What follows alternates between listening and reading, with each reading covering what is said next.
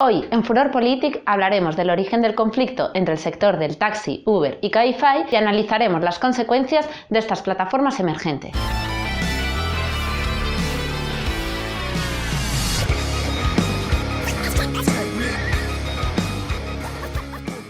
A lo largo de estos últimos meses hemos visto a través de diversos medios de comunicación cómo tenían lugar numerosas y polémicas manifestaciones convocadas por el sector del taxi. El motivo era claro, la creación de un nuevo mercado por Uber y Cabify, que entra en confrontación con el taxi. Pero antes de comentar cómo surgió el conflicto, explicaremos brevemente en qué consisten sus servicios.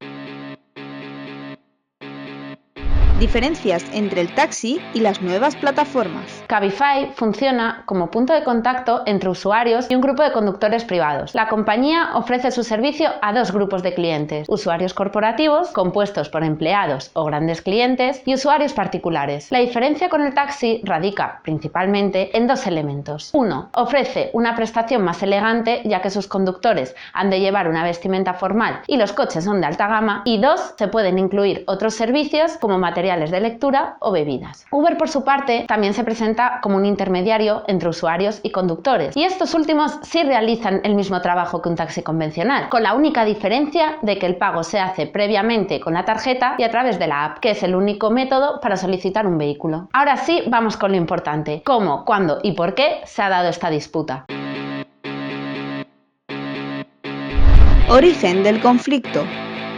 Las tensiones comenzaron en 2009, cuando se liberalizó el servicio de transportes de vehículos de menos de 9 plazas gracias a la ley Omnibus aprobada por el Congreso en ese momento. Las solicitudes de licencias de vehículos con conductor, también llamadas VTC, se dispararon, y para intentar frenarlo, en 2013 se modificó la Ley de Ordenación del Transporte Terrestre. En esta reforma se incorporaban por primera vez las VTCs, controladas siempre por los ayuntamientos y en proporción al número de las de taxi. Tras numerosas huelgas en 2014 por la irrupción de Uber en España, las asociaciones de taxistas y arrendadores de vehículos con conductor llegaron a un consenso. Quedaba establecido a través del Real Decreto 1057 de 2015 y a través también de una orden ministerial la relación de una VTC por cada 30 licencias de taxi. Todos os preguntaréis que si llegaron a un acuerdo, entonces, ¿por qué existe este enfrentamiento? Pues bien, las agrupaciones de taxistas defienden que, según los últimos datos, en España hay una VTC por cada 11 licencias de taxi, e incluso en Madrid una por cada 7. Pero esto no es todo. También les acusan de competencia desleal y de no jugar con las mismas normas. Veamos por qué.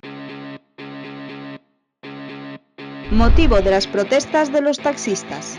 En primer lugar, y básicamente para entender la desigualdad de las condiciones, encontraremos que, mientras que una licencia VTC en Madrid cuesta alrededor de unos 50.000 euros, las de taxi están a unos 123.000. Si la diferencia de precio te sorprende, te recordamos que al principio una VTC podía llegar a costar tan solo 5.000. Asimismo, dentro de este grupo podríamos hablar de los requisitos para ser conductor. Los taxistas han de superar un examen, cuya obtención requiere una inversión de unos 1.000 euros. Deben carecer de antecedentes penales, de enfermedades infectocontagiosas o de impedimentos físicos o psíquicos que impidan la conducción. Obviamente no pueden ser consumidores habituales de estupefacientes o bebidas alcohólicas, y deben tener el título de la ESO o un equivalente. En el caso de las otras dos plataformas bastaría con no tener antecedentes, un test básico de conocimiento en la ciudad y un examen psicotécnico y el uso de la aplicación correspondiente. Como segundo punto, los taxistas exigen que se cumpla lo que en el mundillo se conoce como la habitualidad, que exigiría a los conductores de Uber y Cabify que prestaran al menos el 80% de sus servicios en la comunidad autónoma que les otorgó la licencia. También piden una identificación homogénea que diferencie a estos vehículos de los taxis, ya que actualmente solo es obligatorio en Madrid, Cataluña y Valencia. En cuarto lugar, podríamos nombrar la eliminación de ventajas fiscales para las VTCs, que gozan con un IVA reducido del 10%, y la prohibición de la especulación con las licencias VTC, por ejemplo, con limitaciones temporales. Del mismo modo, los taxistas denuncian las condiciones muy precarias de trabajo para los conductores de las VTCs, ya que aunque las empresas los consideran autónomos, no lo son como tal, y por tanto no existe una fuerte regulación. Así se han llegado a tener casos de conductores que llegan a dormir en sus coches para aprovechar al máximo sus ingresos. Como sexto punto, y muy clave, tendríamos la liberalización de los precios, que impide una competencia sana. Mientras que en el sector del taxi es el ayuntamiento quien establece las tarifas utilizando además un contador, en Uber y Cabify son las propias plataformas quienes las marcan, permitiéndose así el juego con los precios. precios. Por último, hablaremos de la tributación. Aunque Cabify defiende que si paga sus impuestos en España, Uber por su parte tiene su sociedad matriz en Holanda, conocida por tener una tributación muy favorable para holdings con sede allí. Esto les permite obtener mayores beneficios al pagar menos impuestos. Como vemos, no todo era tan bonito como nos pintaban. Realmente sí existen irregularidades. Sin embargo, para defenderse de ellas, hemos estado sometidos a una enorme campaña de desprestigio sobre el sector del taxi.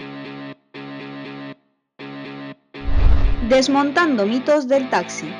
La televisión en los últimos meses, y sobre todo a raíz de los parones y manifestaciones, han intentado vendernos la imagen de que los taxistas son unos privilegiados, igual que hicieron anteriormente con los controladores aéreos o los estibadores. Pero, ¿realmente lo son? Para ello vamos a analizar algunas de sus condiciones y requisitos de trabajo. Empecemos con su jornada laboral. La jornada máxima de trabajo de un taxista es de unas 16 horas, es decir, el doble que una jornada completa normal. Además, cabe destacar que en el caso de los taxis normales se trabajan 5 días a la semana, pero que en los eurotaxis, es decir, aquellos que tienen 7 plazas y son aptos para minusválidos, se pueden llegar a trabajar los 7 días de la semana. También hay que entender que un taxista puede estar horas haciendo cola para conseguir un servicio y que luego la carrera sea de 20 euros. De ahí que se establezca un mínimo precio de 4 euros, la famosa bajada de bandera. Su coche debe pasar la ITV cada año y una vez que este tiene más de 5 años cada medio, lo que supone un gasto adicional para el taxista. Además, no se puede utilizar cualquier marca, ha de ser uno que aparezca en el listado de los modelos del ayuntamiento. Obligatoriamente se ha de cambiar de vehículo cada 10 años, aunque suele ser antes debido a la cantidad de kilómetros que se hacen. Esto significa realizar una inversión cada X años. A ello hay que sumarle lo que cuesta instalar un taxímetro, que suele ser alrededor de 2.000 euros, y otros gastos como gasolina, seguro, impuestos y otras tasas. Otro punto a tratar es la imagen de violentos que se nos ha vendido. Por ejemplo, los taxistas de Barcelona, entrando en conflicto con el reportero de Espejo Público. Pero, ¿qué pasó en realidad? Lo cierto es que días anteriores, en este mismo programa, se afirmó que 1 de cada 5 taxis de esa ciudad manipula el taxímetro para sacar mayor beneficio. ¿El propósito de esta mentira? Pues tal vez una táctica más para esta campaña de desprestigio. Otro mito muy extendido es el de que el taxi es un monopolio y que por ello intentan acabar con Uber y Cabify para seguir acaparando todo el mercado y no tener competencia. Pero tal y como hemos dicho antes, las tarifas, las licencias o los propios coches están regulados por el sector público y los propios autónomos compiten entre sí. Sin embargo, Uber y Cabify sí podrían conformar un duopolio, una vez que adquirieran todo el mercado, en el que no existiría ningún tipo de control por parte de las administraciones locales, lo que les permitiría subir los precios a su antojo. Esto quedó ejemplificado con la última huelga de taxistas, o en los atentados de Londres, donde taxistas trasladaban a gente gratis, mientras que las tarifas de Uber subieron hasta 4 veces más. Por último, tenemos el gran argumento de los pro VTC, que es que estas plataformas suponen una gran modernización a través de la tecnología, pero no olvidemos que en sí el servicio se realiza igual y que el sector del taxi tiene numerosas apps para pedir uno. Por tanto, no todo es como nos han contado y muchos de sus argumentos son completamente falsos.